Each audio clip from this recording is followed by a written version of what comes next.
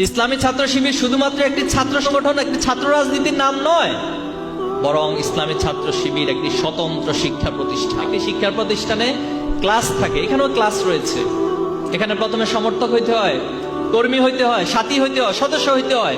এরপরে তাকে উচ্চতর সিলেবাস, সদস্য হওয়ার পরে থেমে যায় না, বরং তাকে একটা রাস্তা দেখিয়ে দেওয়া হয়। সেই রাস্তা হচ্ছে জ্ঞানের চূড়ান্ত শীর্ষ জায়গায় নিজেকে নিয়ে যাওয়ার জন্য আপ্রাণ প্রচেষ্টা চালিয়ে যাওয়া। সেই রাস্তা মানে হচ্ছে সিরাতুল মুস্তাকিমের পথে নিজের জ্ঞান আমলকে সমৃদ্ধ থেকে সমৃদ্ধ এবং এটার একটা উচ্চতর মানে নিজেকে পৌঁছে নেয়া। এটার নাম হলো ইসলামী ছাত্র শিবিরের ক্লাস।